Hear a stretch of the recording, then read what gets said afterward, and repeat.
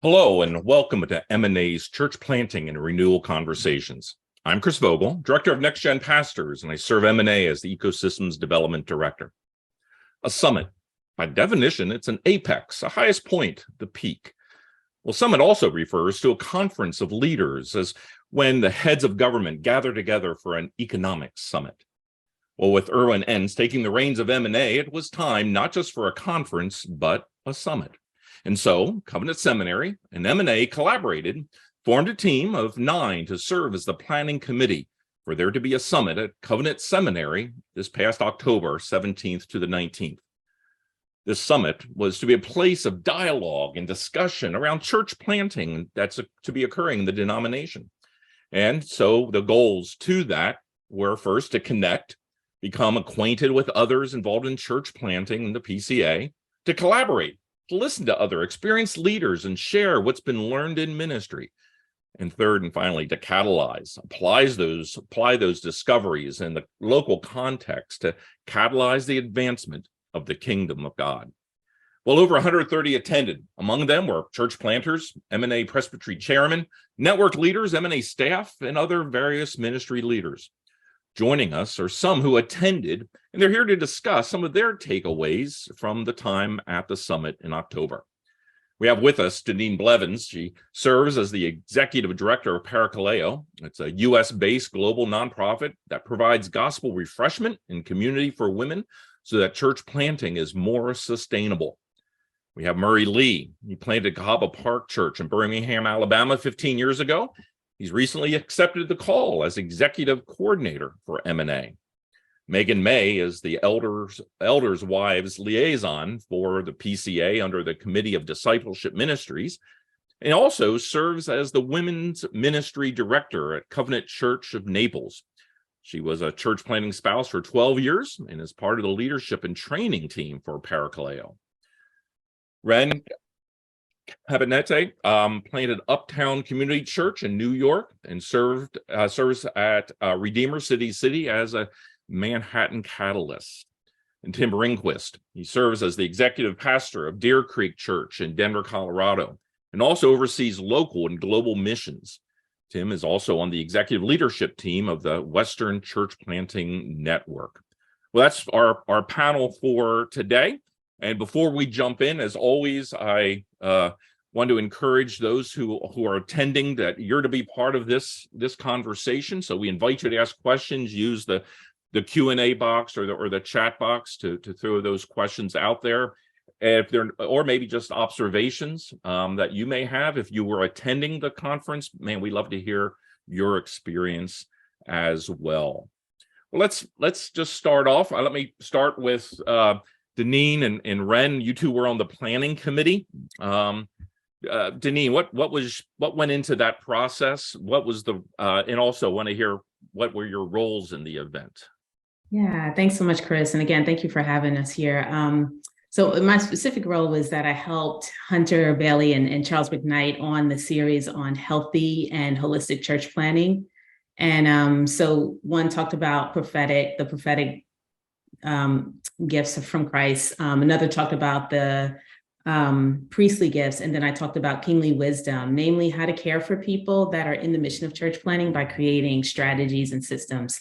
And then I also, along with Tracy Hall, just helped keep women on the radar so that our team was always mindful of how we could include women and really value their voices because of their unique experiences in church planting. Great. Good. Ren? Yeah, Ren Cavinti. I'm in New York City.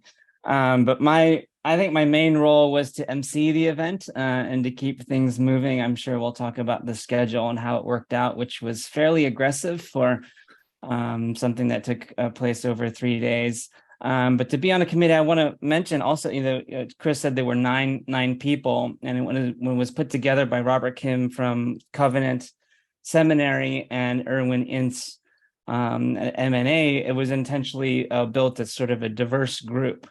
And that's sort of the spirit of that sort of trickled into the summit. I want to mention that Charles McKnight, Director of African American Ministries, Victor Martinez from Redeemer in San Antonio, Chris, you were on the planning committee. Hunter Bailey was mentioned as well, and also Tracy Hall, who did a lot of logistic work. But so I think my role was to be a part of that diversity and to make sure a voice maybe from an Asian American perspective or a New York City perspective was on a team that was crafting something for the whole denomination. And so also to listen and to lend a voice that way as well for what happened at the summit. No, that's great. Thanks. Yeah. Yeah. And thanks for walking through the planning committee and letting everyone know who was part of that. We got an awful lot done in a reasonably crammed amount of time. And it was really good.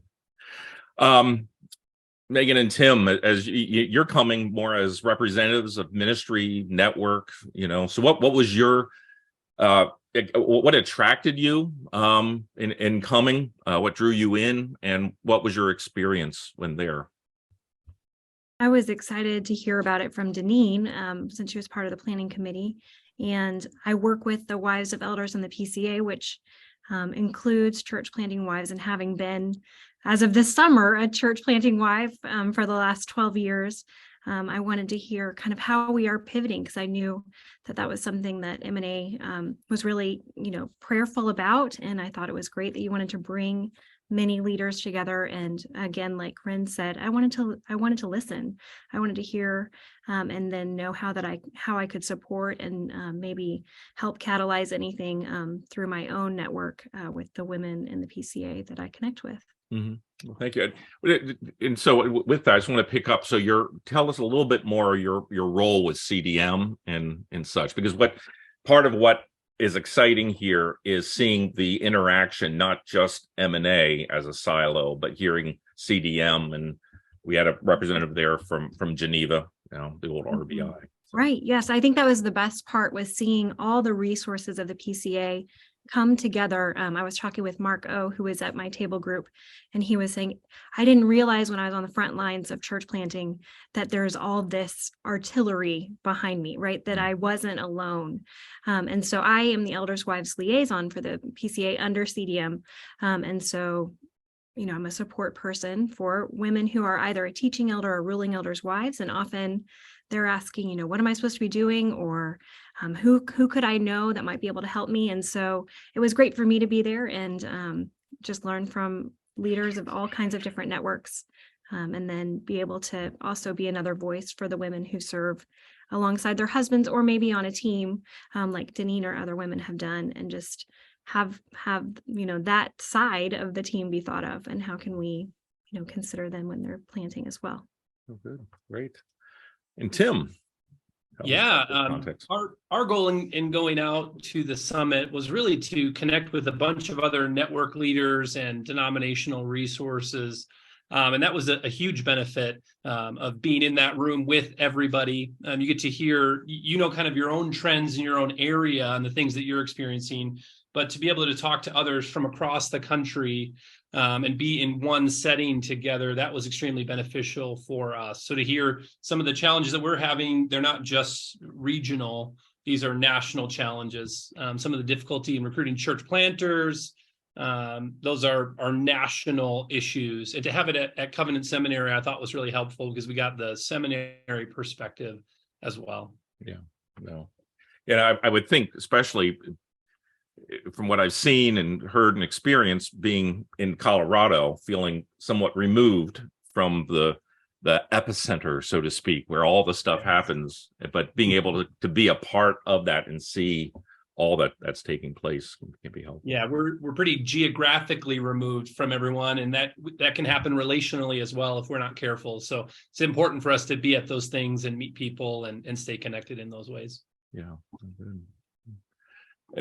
And Murray, you joined the M&A staff as executive coordinator in mid-process. You were the chairman of the permanent committee prior, so it's not like you're an outsider to any of this. But just maybe speak a little bit from the M&A staff perspective, the desire, the expectations for outcomes in this event. Yeah, as we thought about the importance of refocusing M&A toward church planting and church vitality, one of the things that we wanted our staff to see is while there are many ministries within the umbrella of M&A, there's a collaborative relationship that kind of spans across our organization that relates to church planting. And so it was just really critical for our staff, as many as could make it, and many, many, many did make it, to come in and participate, and going away from it feeling encouraged and thinking, I know I lead this kind of ministry, but I don't suppose I ever really considered how that was a partner in church planting.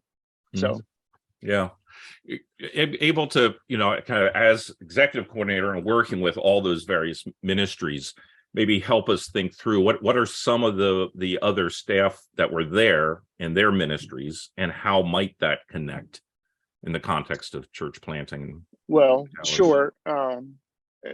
I'll begin naming them, and then I'll leave out some. Yes. This is a sampling. Some. This is not a most certainly. So you've got Nancy Boer, who leads the ESL ministry. You've got Arkley Hooten, who leads disaster response. So you got those type of leaders that are there.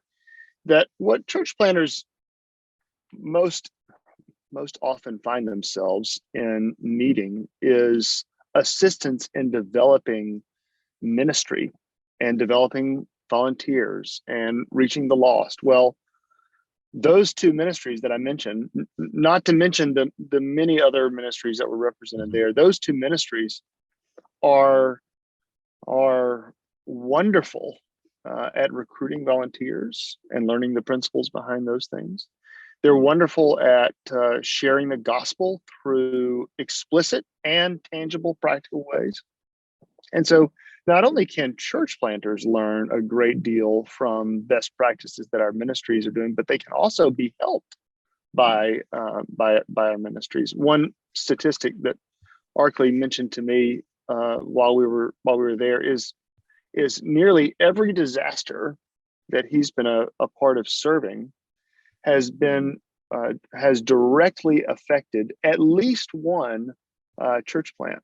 So, if you live on the Eastern Seaboard, you need to know Arkley. Mm-hmm. Yeah, no, and there again so many more ministries, but there isn't an aspect of the breadth of the M&A ministries that in one way or the other would not touch and affect church planting and church renewal and vitality.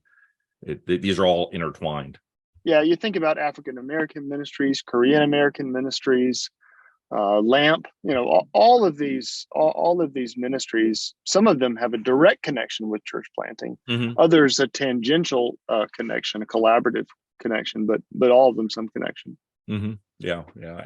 As you were mentioning some of the ethnic ones, one thing that is just coming out of that, I had the opportunity of sitting next to Tony Wong, who is in Fort Lauderdale planting a church, and he expressed an interest in getting a Chinese movement and connecting the Chinese teaching elders together, and quickly connected him with Bill Sim and the Korean ministries. They're now talking, how can a large movement among the Korean ministries help the Chinese starting that type of thing. So that collaborative work has catalyzed into something more that we're excited to see.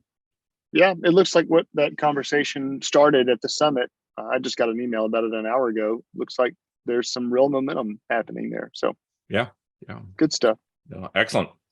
So just anyone, what was the summit like? What took place? What was your experience?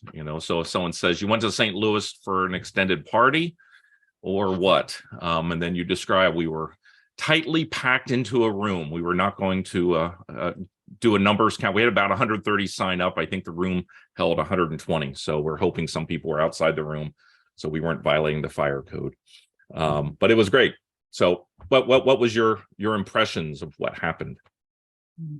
Well, I think it was an extended party, first of all, to mention that, Chris. But I can talk about a little of the design of it, and just that it was a summit and not, say, a conference.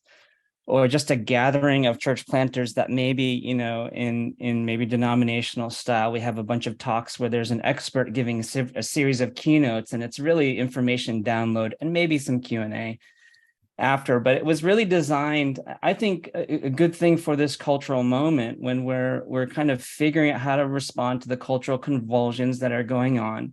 We're church planting, we're trying to figure out whether we have the energy or resources to do something about the numbers of church plants that we see, the reputation of the church, et cetera, and having this call from a living God to start gospel communities.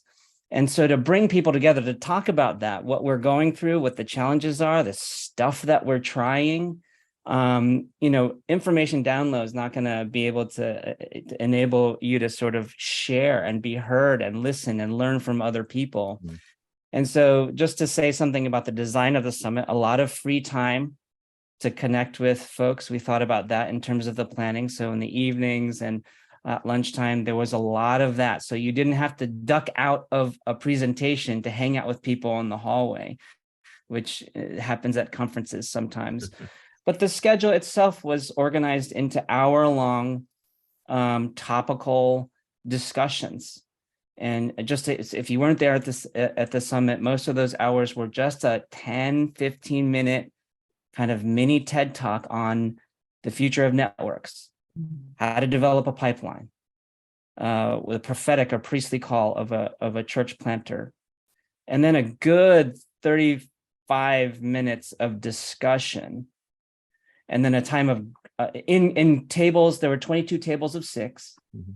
So people got to sharing your story, sharing your voice, and listening hard. We're all part of that active listening. And then a time of debrief and prayer in the big room. But moving that along. So just to give a picture, so it was designed so that the maximum amount of collaboration, sharing, catalyzing, connecting could happen. So it was not just gathering, it wasn't just information download, but there was real work being done. And so just to describe, that was the basic format of the summit. Mm-hmm. Yeah. And I feel like there was something instructive about that format. You know, as we think about church planning going forward, many when they look at the trends, we're wondering if it's going to be much more organic than it has been in the past, where a lot of the genius is coming from the team itself, and not necessarily one church planner or one church planning couple or the network. It really is coming from the voices of the community, people that already live in that area and are imagining what kind of faith community they want to see. And so in the same way that we shifted from this kind of expert standpoint to more who's at the table right now and what has God put in them and how can they contribute, I'm curious to see if that's actually what could be happening in church planning. So I think we sort of modeled that. Oh, that's great. Yeah, I think in a post-pandemic world, if we're assuming that's what we're in, with so many changes and shifts happening, the reality is I don't know that anybody has the answers. And so it's more just collaboratively asking others, what are you doing that's working? And then pooling those ideas together and hopefully, seeing if that'll work for you. Yeah. I thought the design of the whole thing, the way that speakers would have, a handful of minutes, and then the intentional conversation that was had around the table really made for those kind of conversations and takeaways just wonderful. That was probably the number one kind of positive feedback I got from the event. I don't know if y'all felt the same way or got the similar kind of feedback. Yeah, I really appreciated that we had people who were just beginning to think about church planting, and then people who have been involved in it for a long time. We're all sitting around the same table, and it was great to hear these TED Talks, but then it never felt like enough time to just even learn from the people around our table and discuss the different, the different things that came up, and then to share it as a group. But there were so many layers of sharing and crossover that I think we all took a lot more home because of that setup. So I was really appreciative. Yeah, and as Ren had mentioned, these are groups of 5 or 6. So it even if you have that one person that loves to talk at the table, and each table had a facilitator to help move things along in a way, it's just a great mix. And the folks at all of our tables, I think we found you might have known one or two or so, but there was someone you did not know before. We again, a little bit of control there. We assigned the tables so that you just didn't sit with your friends, which are great because you can do that in the evenings. Again, there was the party time, to be able to catch up on all those conversations, but to have these kinds of conversations with people from a breadth of experience and to hear and listen from them was really, I felt, was great.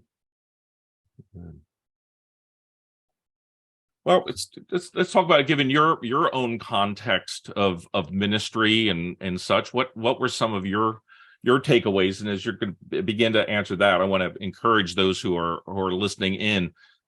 Use the Q&A box, chat box. Send us some questions. If I know some of those who are with us as attendees attended the summit as well. Send any thoughts, impressions you have. Post those, because we really want to hear from you and be able to respond to your questions. That's what really makes this work as well. So, yeah, maybe I'll just, Megan, to start with you. Tell us a little bit, how did this help give you a new perspective and some insights about what the work that you're doing, whether at Covenant or with CDM? I think the best place to start was it reminded me how important it is to know your neighbors, right? Like just the more that we can be familiar with other people and the things that they're already doing, and then to encourage one another in that effort. I thought that was really helpful. I think that there are real challenges out there to ministry. I mean, we've all already know that, but I think the last couple of years, there have been some unique challenges. And I think it's really important for us to be able to name those and normalize those, and then be able to prayerfully address those. And I thought that was something that we were doing at the summit. And it's something I want to take back to the women of the PCA that I work with, being able to talk about some of the different challenges that they faced. How can we be resilient? How can we be buoyant and kind of position ourselves to remember why we're doing what we're doing.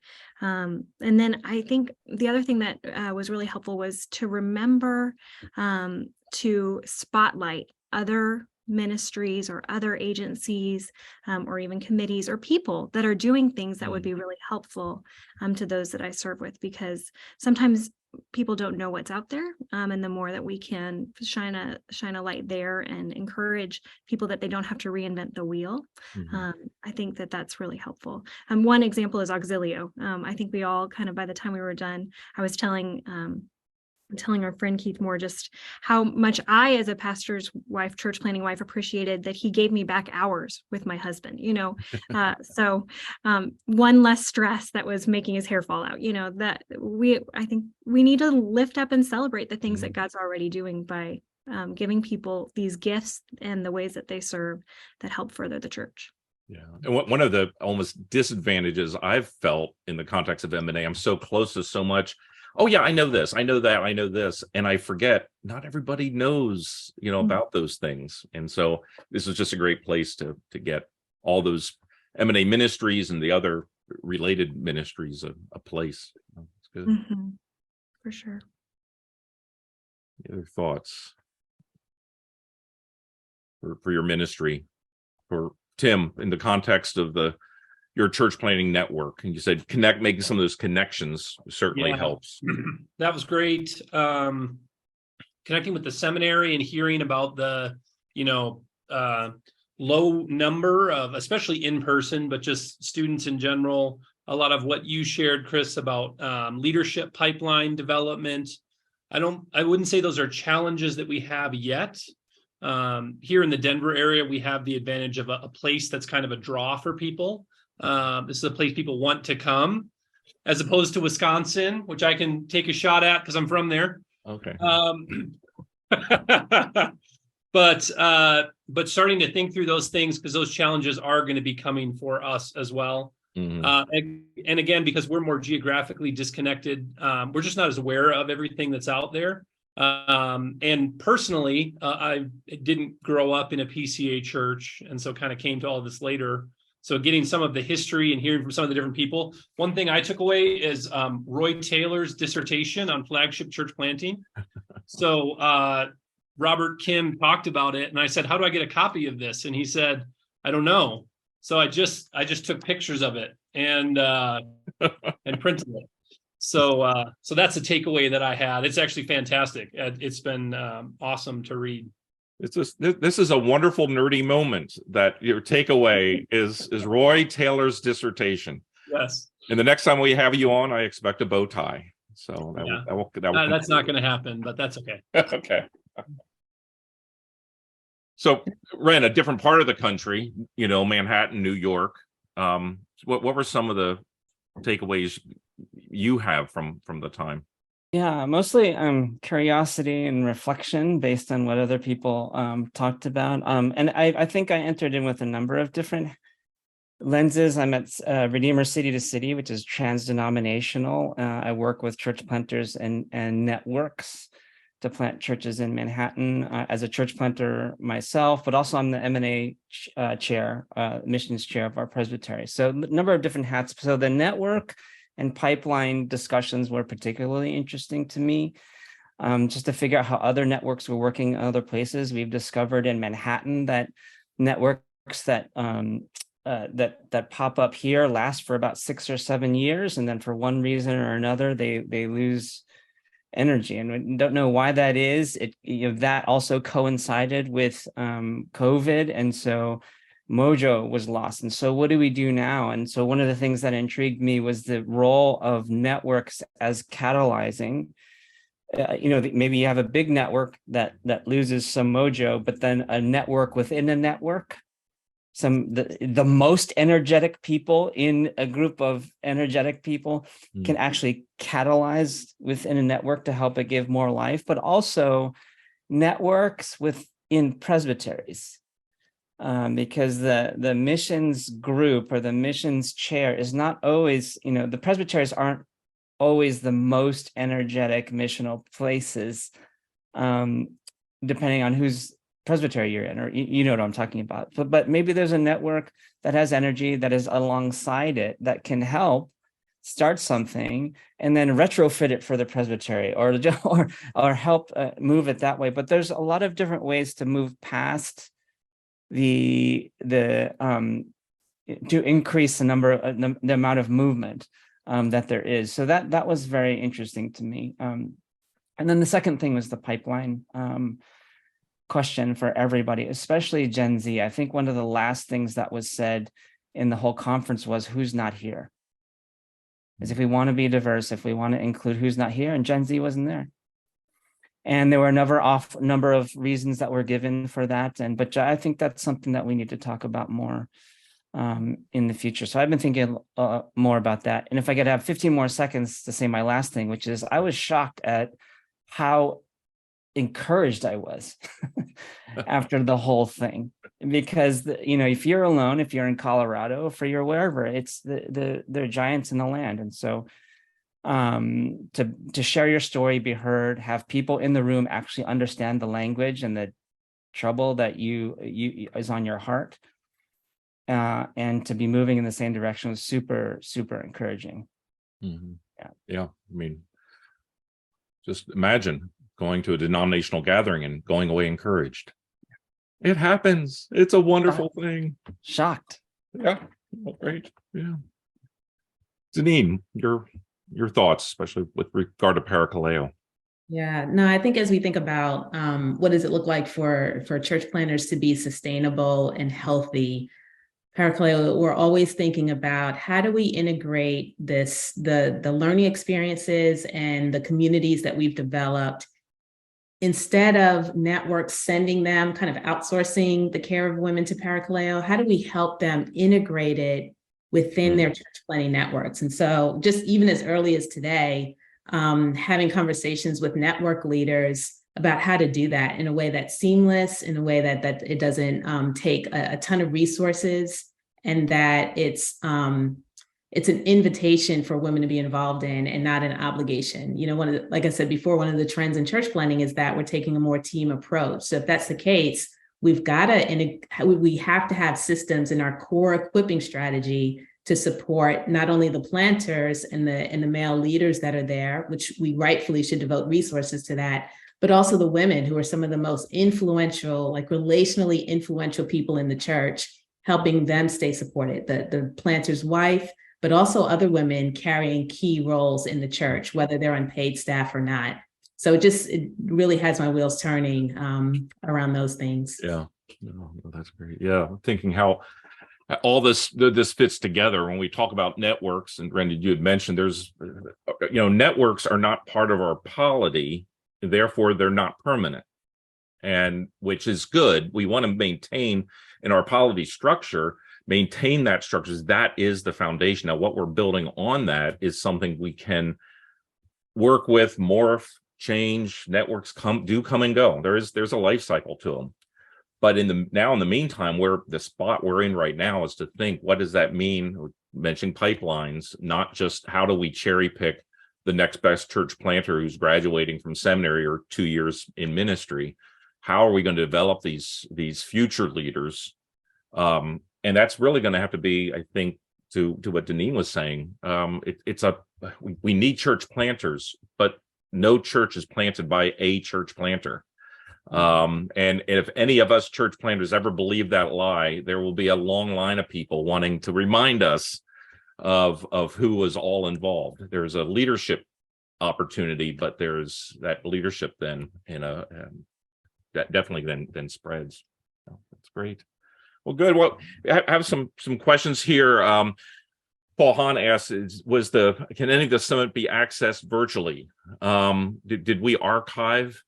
Did we record any of this? I'm seeing a head shake. No. Okay. I know we had discussions about trying to record the whole thing. The hard part was, as good as the talks were, a lot of the stuff happened at the tables. And we thought, well, we could record all the conversations at all the tables. And then we realized, yeah, no, that's for a variety of reasons going to be logistically hard. Sorry. No, they weren't. And then Dan Quacklar says that both Murray and me as well, you've both done cohorts to help pastors develop while under care or as new church planters. Are there any plans to do something like Zoom to facilitate that regionally or nationwide? Small cohorts to encourage pastors through and after particularization. Any thoughts there? Well, Chris is the newly appointed church planting and vitality coordinator. I'd love your thoughts about Dan's really great question. Well, thank you, Dan, for asking that Dan, question. The check is in the mail. Oh, yes. Yeah, no, there are. The good news is some of that's already been in place or getting in place in a variety of ways. It happens in a lot of places, but the one I'll talk about is what NextGen has done. So right now we've got about 40 cohorts around in North America, starting in Asia. About a third of those are existing pastors, 2/3 are students. And the idea is that what I always say with that is pastoral health is always lived in community. And if you're not in community, as much as I love the structure of our polity and our presbytery, that community has to go beyond a quarterly business meeting, as important as that is. So yeah, there are those plans, and there's going to be more coming out with. I think you'll see in 2023, Geneva's Geneva Benefits is taking a definite interest in that. And as Murray mentioned, my role is church planting and vitality, and those two things are wedded together. You can't have church plants without vitality, and you won't have vitality without planting. But we have to pay attention to the health of the system, which is going to be the planter. It's going to be the planter's wife. It's going to be the health of the team. And so how to bring that all together. But yeah, you'll be seeing more, and I have definite desires to begin to multiply these kinds of cohorts. Always in person is best, virtual if necessary. And you'll be, Lord willing, hearing more about that.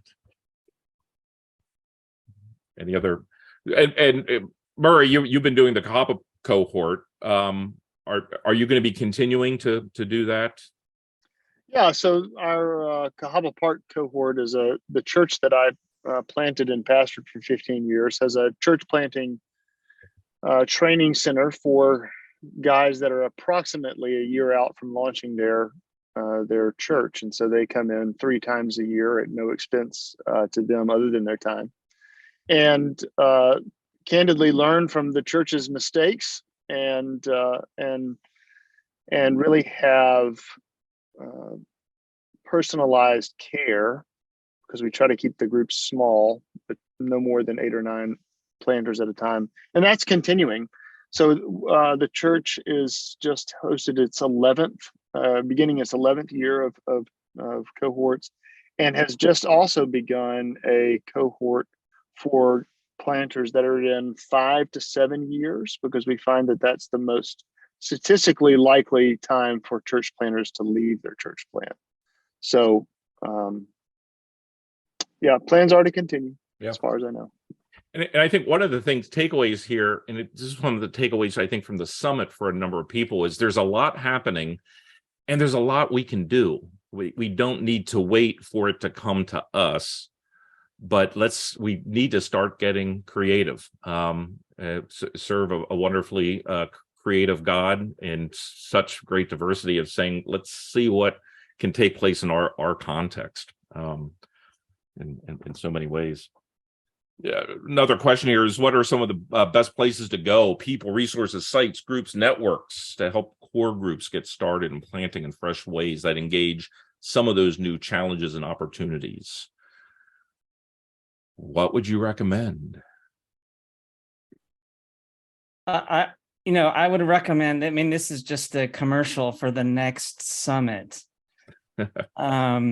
And again, the idea is the resources were in the room and gathering. And certainly you can do it now by going to other people that I'm not sure that what was shared in the room can be collated into a website. And I sense some FOMO, some fear of missing out. And hopefully that's what this webinar is really to, it's, the summit was where it was at. And even though we can't describe it well, and but to be in the room discussing all of these things, to me was a super good resource. So that's just a commercial for the next summit. And there are plans. There was appetite, so there certainly are plans to do it again from folks who were there. Yeah. And Paul mentioned the M&A website. I think even those of us who currently work or used to work for M&A are, like, I worked for M&A for a year before I actually got on the website and saw the breadth of resources that were there. So church planners and network leaders that are maybe watching this, do go and find those ministries that are most appropriate for your context, and get in touch with those coordinators, because there really are, there's just a ton of opportunities for planners, again, not to have to reinvent the wheel, but to talk to people who have done it before and can help you fit it for your context. Mm-hmm.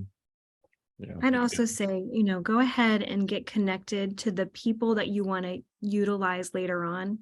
When I first was connected to Paracleo as a church planting wife, I had Tammy Resch's card, on my nightstand, collecting dust for probably a year until I finally splatted and said, I think I'm going to call Paracleo and get connected and see, because I was doing it in my own strength up until then.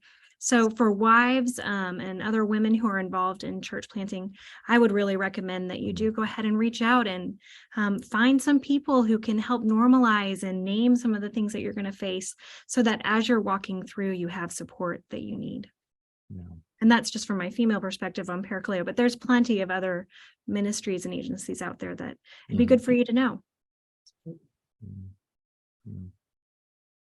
And I think, I know in the context of M&A with church planners, as they come through assessment, we give them a list. You should contact this, and get in touch with Paracleo, get a coach and such. And we put so much of it on the wannabe planter who's already inundated and overwhelmed. One of the things I think I hope comes out of the summit and such, because of the 130 people there, about 80% were leaders, ministries, networks, what have you. About 20% or so were planters, which was a great mix. It was really having that good there. But I think helping us realize our responsibility as leaders of presbyteries, of networks, overseeing planters, not expecting them to get all their ducks in a row because there's so much. So are we as a network, I think, Deneen, you had mentioned of how can we more organically integrate this rather than just saying, hey, Deneen, would you take care of this planter's wife? No, this has got to be an us thing.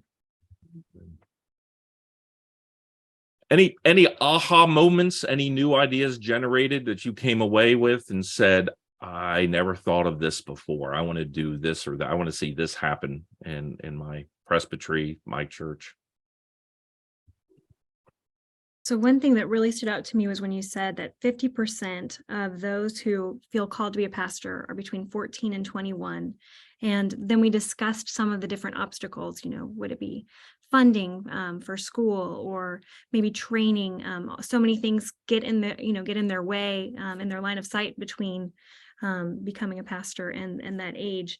And another thing that came to mind also was just the reality of pornography and a lot of how young men at a younger age, and women maybe as well, but are getting addicted there, and so feeling disqualified for ministry. And so I think I had a greater emphasis placed on me to consider, how do we really shepherd this next generation? How do we talk to the people in our churches and our networks? The particular church that I'm in, I was able to come back and say, this way that we're helping fund college, we have some donors who help fund college for some of our students. I think that's really wonderful. And then we have ways that we're kind of helping train our students in our youth ministry and helping them have access to opportunities to be involved in ministry at a young age, and showing them a path forward. And I think that was one of the things we talked about. Like, if we were going up a mountain, how do you help people know the disciplines in church, and then how to disciple others? And then, how do we move up that mountain with each rung? And so having that clear path kind of laid before me was really helpful to take that back to others and say, how can we be a part of this? How can we pave the way? How can we really make sure that people are able to, as we said, summit maybe, but also for the good of others. So that was a really great visual and really important to consider.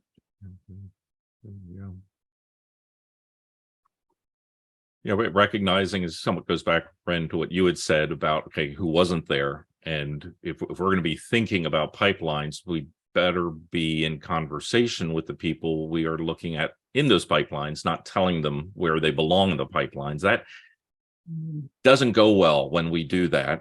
So it's really important for us to if we're going to be talking pipelines, to be saying, okay, who again, as Megan had mentioned, was that Barna poll, 50% of Protestant ministers sense a call between ages of 14 and 21.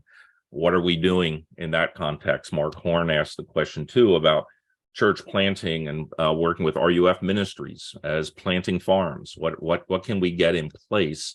And this gets to that interagency cooperation. I think that can be really helpful, important. So it's not just the individual ministries doing it, but it's the larger agencies in the denomination. Murray, can you speak to that in a way that? Yeah, sure.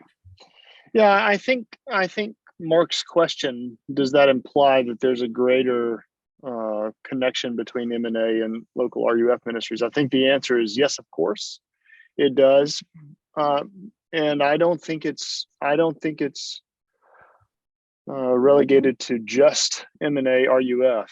Some of the things that Erwin said and sort of emanated in terms of conversation was, it's going to take all of us.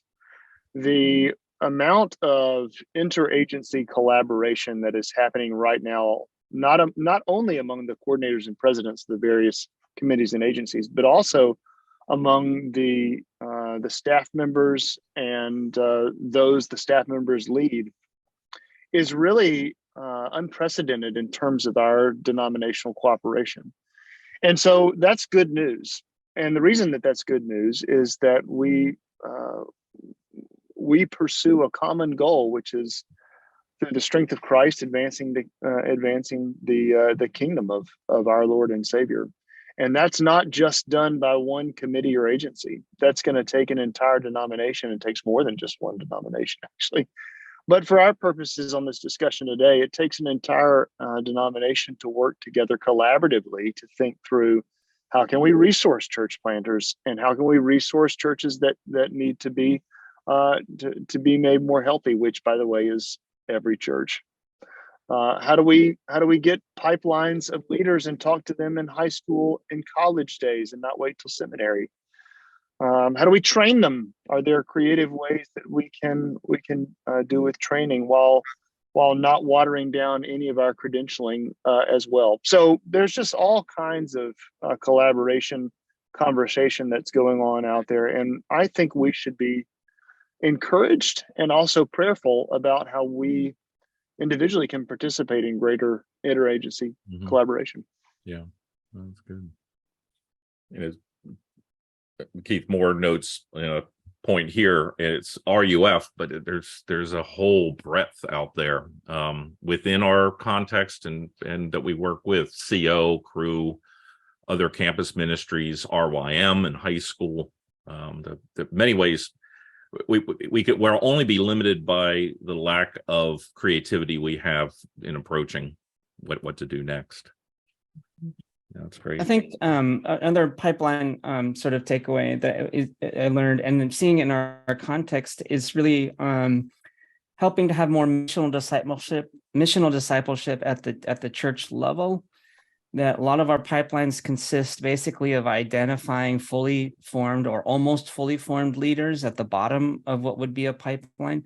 But to reimagine the whole pipeline, now that we're all trying to look around and saying, where are they going to come from? Well, aren't they going to come from our pews? Aren't they non-Christians now who we will reach out and they have gifts and they're made in God's image, and as they learn about Jesus, does the pipeline, not just cooperation, but like our churches equipped? I think that's what you're talking about, Murray, it's training and those kind of things. But how far do we have to go down the pipeline, and how wide is it? And maybe there are sources. So all of that's just, it was a fertile conversation for me. And we using the word pipeline. I think someone had once said about going into all the world and making disciples. This is discipleship. This is what we're called to be doing. And too often we're just looking for the next pastor, the next planter.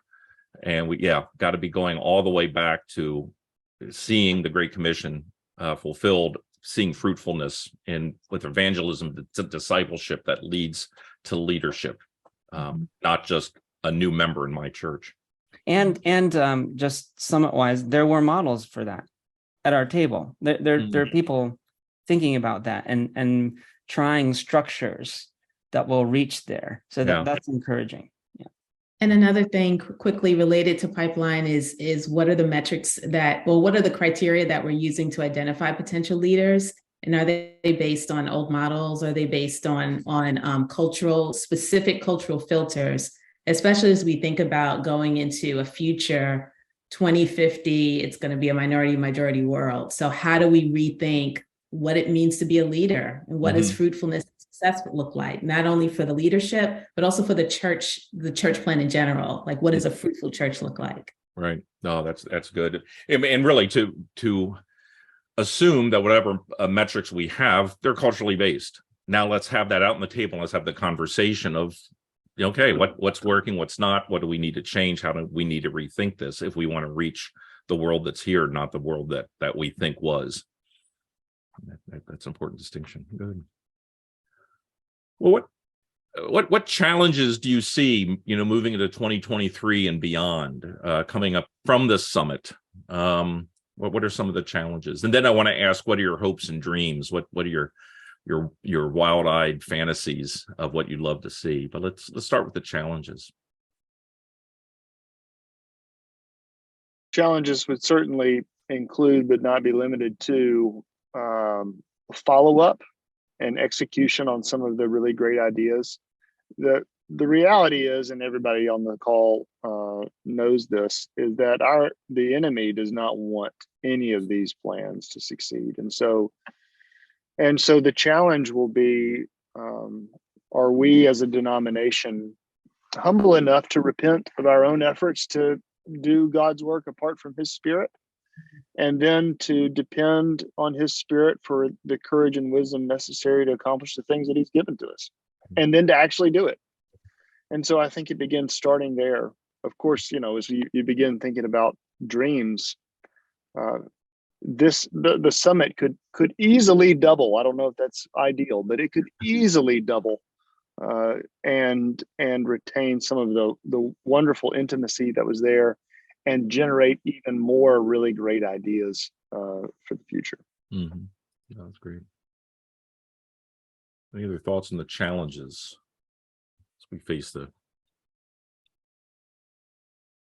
engaging Gen Z? I think I learned that's a cultural shift. I learned that one of the reasons they weren't there was because not a lot of them want to raise their hand and say, I want to be a church planter. They may not want to be, they if they think collaboratively, if they think in terms of teams. I remember in church planter training 101, they told me the number one factor in a church plant is the leader. It's the leader, it's the leader, it's the leader, it's the leader. And and then you put the probes on them during assessment, and then they get approved, and it's all up to them. And if a next generation is not thinking that way, how do we design a pipeline? How do we design discipleship to help them to be engaged in what the scripture is calling them to do in this generation? That's a big question mark, and it's probably going to look different. And so we need to figure that out. I think I would just echo what you all are saying. How do we prioritize making the changes that we see are necessary? And then what's the next step? I think it's really easy to say, okay, these things need to happen. And then, we just never roll up our sleeves and get down there. I think we've talked the same about assessment. Could it look different? Could we create a better environment to get people acclimated and think through kind of the different challenges of church planting and ways to involve women who are involved? Of course, that's something that's really important to me. How do we make sure that they're well supported and have community, not just cohorts for the pastors and maybe other men who are coming along, but how do we have other cohorts for the women to get together and have a safe place and think through some of the different things that they're going to face? How do we make their voices heard as well? So I think we really need to think through how do we clear the space and make time to do that. I was thinking the same thing. It's like I've told friends that I feel like ministry is twice as hard as it was 4 years ago, and all of the dynamics are just more complicated, and there's less people, and resources are spread more thin. And so it's a matter of how do we do all of these things? How do we make these changes that we see as necessary within existing organizations and free up the time and the capacity to do that when everything feels like it's at a premium? I think challenges are our aversion to discomfort, ambiguity, and suffering. We like to be comfortable. We just really love our comfort. We don't want to change because something gets threatened when you have to change. It's hard for us to flow in ambiguity. We want a set plan, and we have to recognize that in this season, there is no plan. We're kind of writing it as we go. And as church planners, we know how to do that, right? And then our aversion to suffering, it's hard. It's hard to choose suffering when you don't have to. And so we just kind of avoid that. But in this season, it's almost like we have to choose suffering to see fruit on the other side of it. Mm-hmm. That's great. So let me ask this kind of a question. You have a magic ball, and what do you see in the future, ignoring the theological and biblical problems with such a question? Or put it better, what do you prayerfully long to see in 10 years?